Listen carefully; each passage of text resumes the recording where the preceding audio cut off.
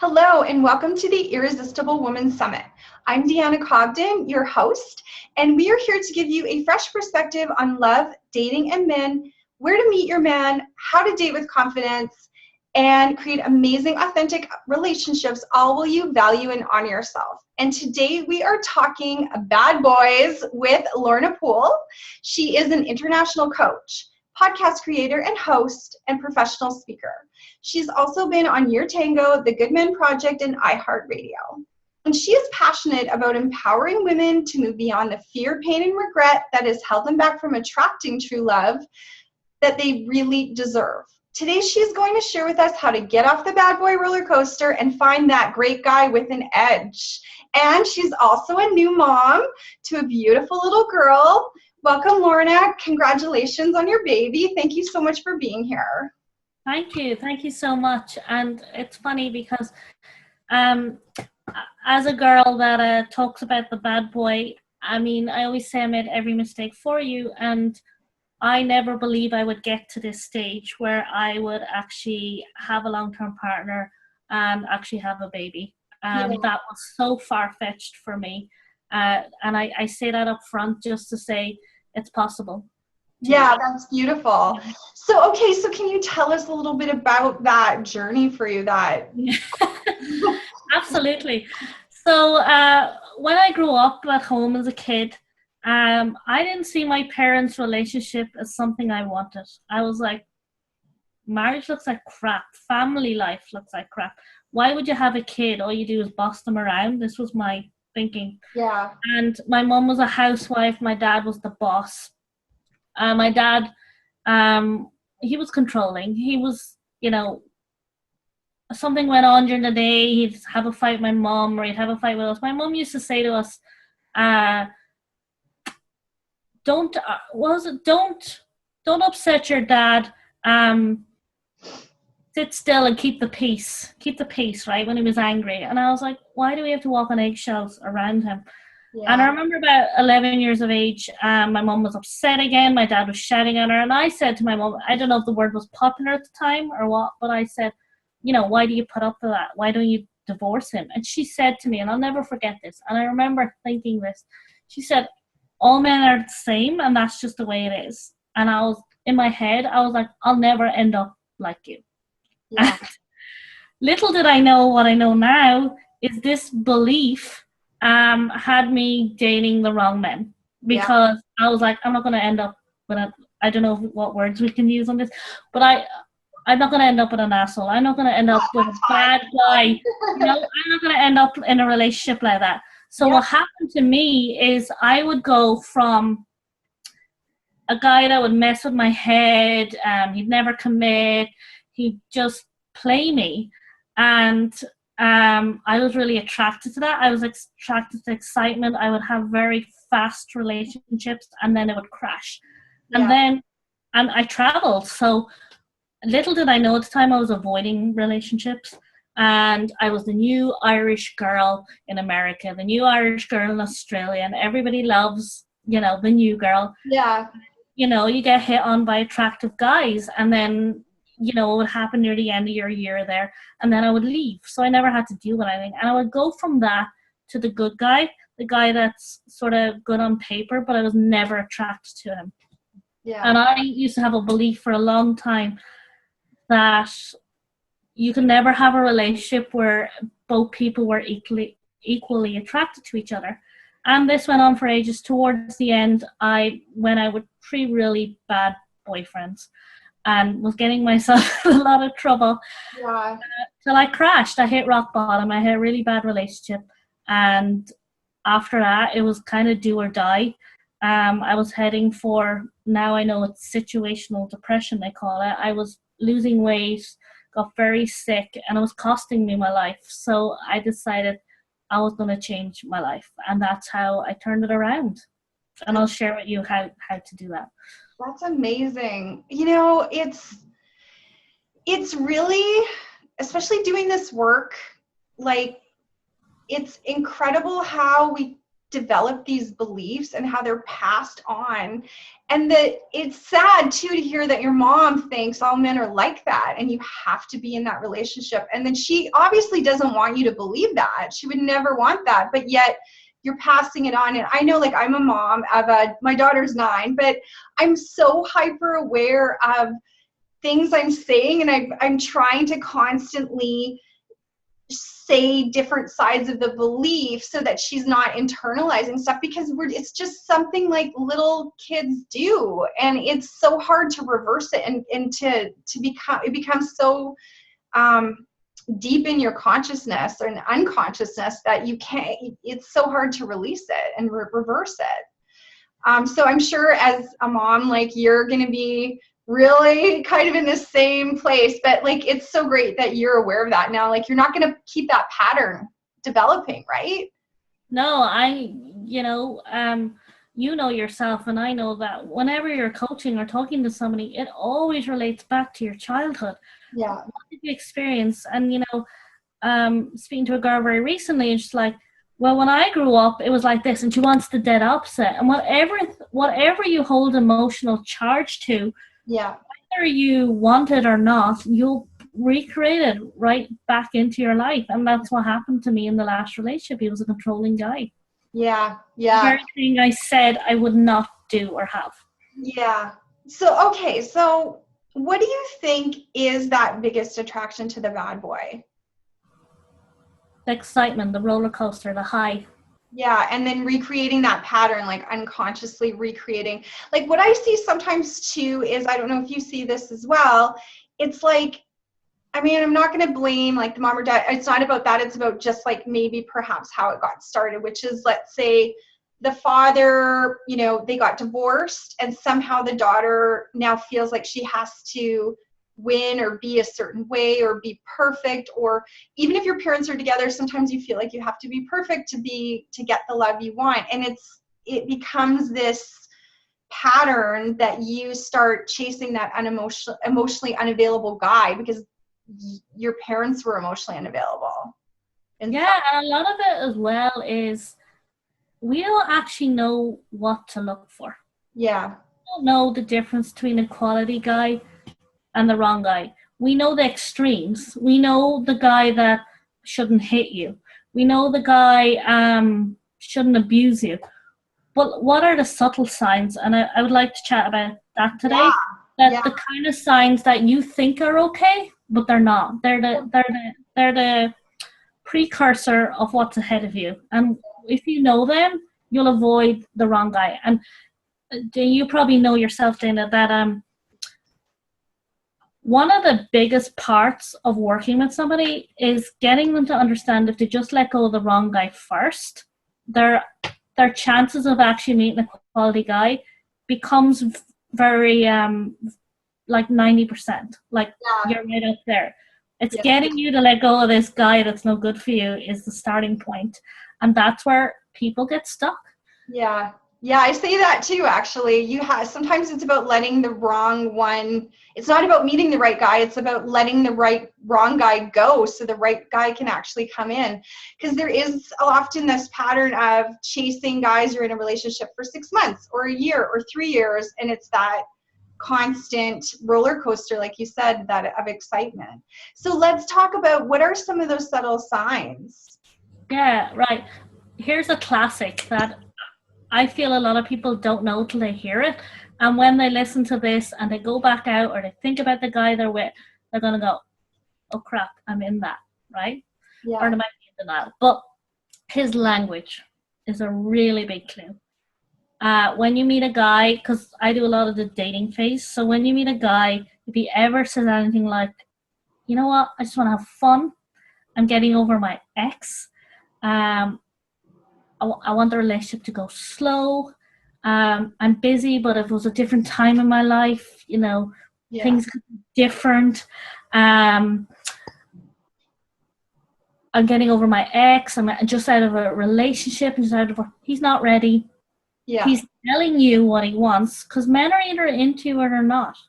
And I have found that this is a big aha for a lot of women when they start to realize what they're putting up with they're going into relationships that were never ever going to give them what they need in the first place. Yeah. They're saying to you, I want a long-term relationship with a quality guy. And then they're saying, you know, I've met this guy, I really like him, but there's this one thing, or I want things to be different than what they are. And you having the strength to let go of that from the get-go is going to catapult your ability to attract the relationship you say you want. Yeah. Yeah, you have to believe. That's a classic. And I would have made these mistakes. I mean, I would a guy, I remember, and for 8 months, and I would sort of organize the dates. And he said to me in the beginning, and I know this now as a coach, but I didn't know it when I was dating. He said to me, I'm getting over my ex, I'm not ready for a relationship. And what did I do? I wanted a relationship. Did it work out? No. I could give you so many examples of that in my own life and, you know, in others. Yeah. Yeah, I see that all the time. Yeah. We don't believe them. We think it's going to change somehow, but it's like, no, men actually believe what mean what they're saying, so believe them. And then you have to decide what you want. Exactly. And that's another really good point you brought up is, what do you want? A lot of women give the power to the guy and think that they have the power to decide what the relationship is, when actually we have more power than we think we do. Yeah, I agree. I think that we're actually the leaders in many ways, but we've given that up, or we've never really learned how to be that leader and empower them and inspire them to treat us the way we want to be treated. Exactly. Yeah. So give us a few other signs. Another classic sign of the wrong guy is the bad boy, is he does not commit in the first 3 months. A guy will usually, if you have to remember, when a guy wants a woman, he doesn't want to mess it up with you. So he will go out of his way to make sure the relationship works out, because he feels his life will be better with you in it. The same way as why you would date a guy. And when a guy is behaving like this, he's making you a priority. He makes you feel good about yourself. He's being consistent between the dates. He doesn't leave you guessing. The guy that doesn't commit in the first 3 months, again, he's probably told you in the beginning, I'm looking for fun, or, you know, I don't really want a relationship right now. Yeah. And then you're going along in the relationship and you're hoping it works out, but you've never had the conversation. I always say this as well. Have the conversation you're scared to have. And a lot of us, when we want something to work out, we hold off, we don't ask the question, and we end up in an 8-month, maybe 10-year relationship. He's never committed. And then the guy leaves, and a year later he's engaged to someone else, and, you know. Yeah. So if he's not committing in the first 3 months, you need to have the conversation you're scared to have. So what does that conversation look like? I always say the right guy steps up, the wrong guy disappears. What's that conversation? This is not my information. I have to say this is Evan Marcat's, but I feel his information around this is the best way to approach it. And he always says, when it comes to that whole, you know, there's going to be a stage in your dating phase where he's going to push for sex, which any masculine guy will do. And, you know, like in my own relationship, for example, the way he said it, and this is the way a quality guy will say it, he said, you know, I'd love you to stay over, but I have a spare room, was his hint, let's sleep together, right? And whatever Matt Katz teaches, and it's not my information, is say something along the lines of, you know, I'm really enjoying our time together. You know, I can't wait to get to know you better. But when we decide that we want to make this exclusive or long term, you're in for the time of your life. And that's the way to approach it. So it's not going, oh, we need to sit down and talk. It's saying, you know, this is something I really want, and I don't tend to sleep with anybody unless I'm in a committed relationship. And at that point, he's either going to step off or back off. Yeah. And that brings you to my next classic sign of whether he's the bad boy or wrong guy, is obstacles leave clues, I always say. Okay. And what I mean by that is when you're dating somebody, you have life goes on before you met him and after you meet him. And for example, something as simple as, say you meet him online and you're organizing a date and all this kind of stuff.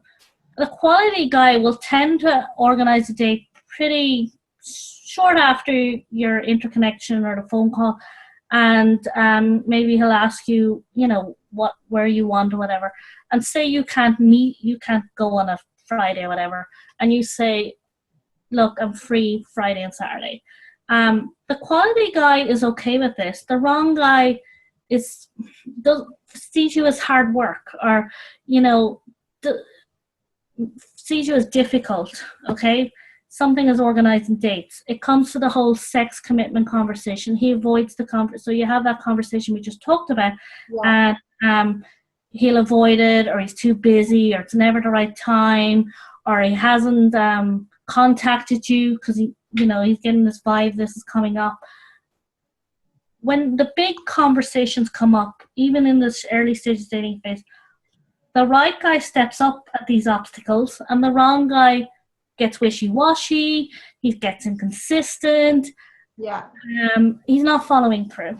And men, like we said earlier, men are simple. What they're saying is, when they're saying, I'm looking for fun, take his word.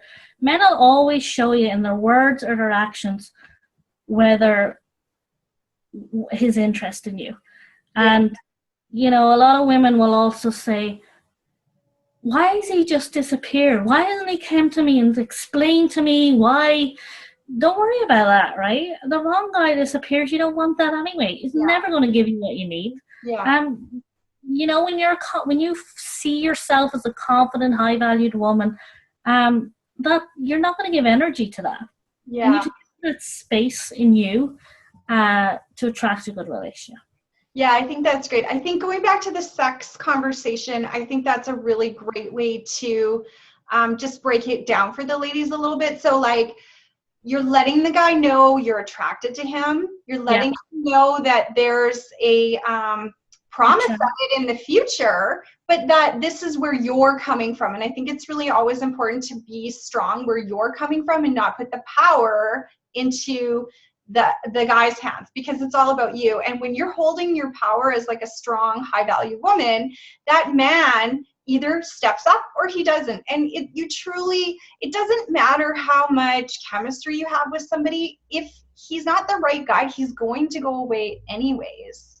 So don't worry about it. Like, hold your value, because the more you let go of the wrong person, the more you actually are able to like have high vibes and like attract the right person. Yeah. And it's having the inner strength to do that. That's what I see that is one of the golden pieces is, and I'll say this so strongly, have the strength to let go of that guy that's not serving you, the ex you're still sleeping with, the guy who's promising you the sun, the stars, and the moon is not delivering. Stop settling for crumbs. You really gotta set the bar. Yeah, you have to start, I think, like practicing your self-worth and self-love by setting those standards for yourself. And I often, like, I don't know if you do this as well, but I think that it's really good to mirror them emotionally. Like, how emotionally invested are they? Are you more emotionally invested than them? Like, mirror that kind of, if he's making dates, if he's calling you, if he's stepping up, you can start feeling like, okay, maybe this is the right person. If he's not, don't step up and be like, I love you, you're so amazing, and you're gorgeous. And he's like over here going, no, I'm just not available right now. So that's what we mean by stepping up. It's exactly, that's a great way of demonstrating it. It's, is he texting regularly? Is he calling you regularly? Mirror his actions. Don't be blowing up his phone if he's not giving you any sort of response to that. And that's one of my clues to the wrong guy as well, is he consistent between the dates? That's usually a big clue to a quality guy compared to a wrong guy. Now, I'm not talking about a charmer, because some people sometimes that attract charmers can see a charmer is very clever at giving a woman they know how women tick, and they'll play to that. But a quality guy is more organic about it and more real, and it just has the qualities of a healthy person. Yeah. That's the difference, and he's consistent between the dates. That's what stepping up is. Yeah, absolutely. Yeah, no, I know what you mean by this charmer. He's really smooth. Like, he knows what you want to hear. He knows that you want him to call. He's going to push you, but he's going to push you. And you're going to be like, why are you so pushing me? But yet you might be attracted to that because he is really charming. He's got that smoothness. So it's good to be able to step back. And if you say, oh, I'm not available that night, like, what does he do? Does he push you and act like he can't do it any other time, and then there's something wrong with you if you can't do it? And it's just, yeah. But I agree, like, a quality guy, it's more organic. They're just a nicer, more open person, right? And they're more, okay, if you can't show up, they get it. They're like, you don't do that with your best friend. Why do you do, your best friend hasn't called you for 2 days. What the hell's wrong with you? Right? Yeah. It's the same with romantic relations. That's not the right guy.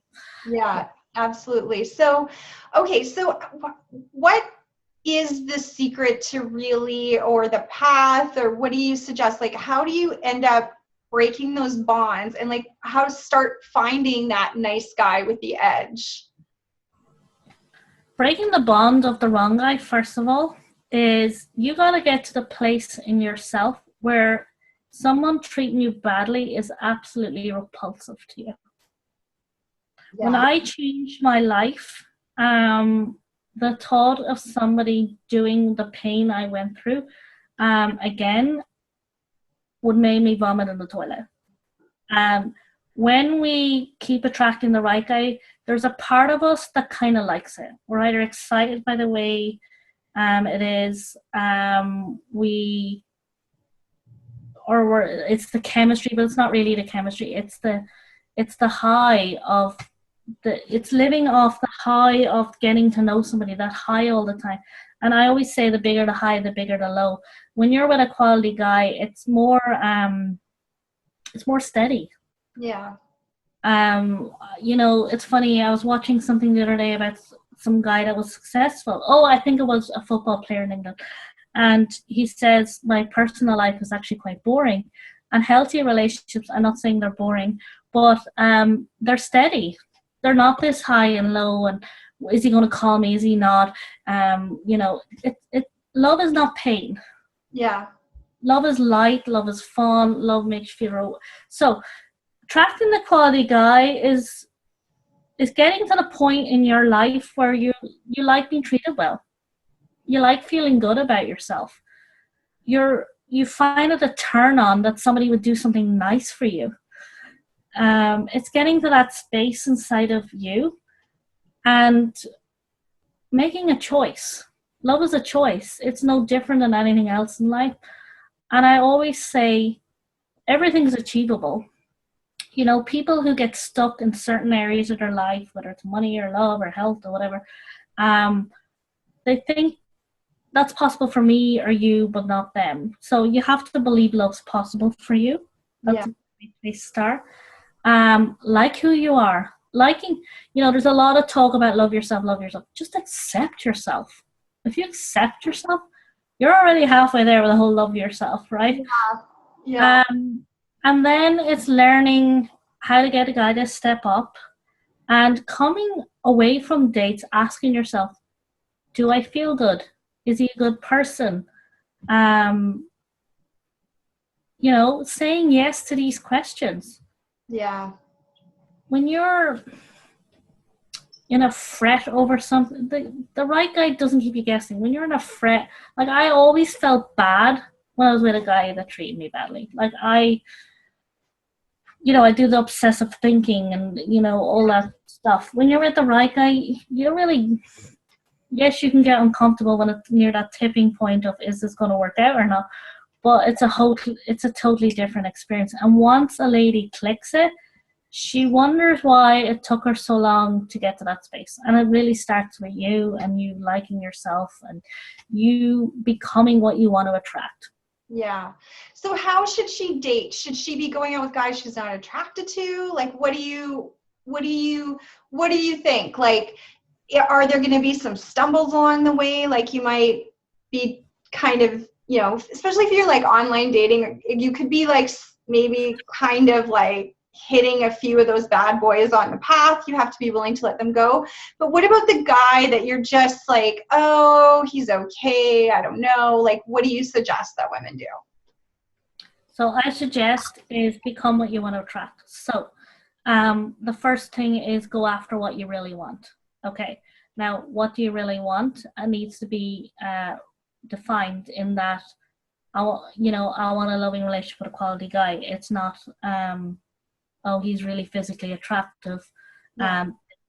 So I always say practice with everybody, because most people think that they'll just turn on like a tap and they'll flirt the perfect way with the right guy. You are who you are. So how you're showing up every day is how you're going to show up in front of the guy who's the right guy for you. Understanding what men are attracted to in women. Showing up on the date as seeing yourself as likable, making him feel good about himself. Be confident. Love your life. Yeah. Becoming that person first. And the more quality you become, the more like tracks alike.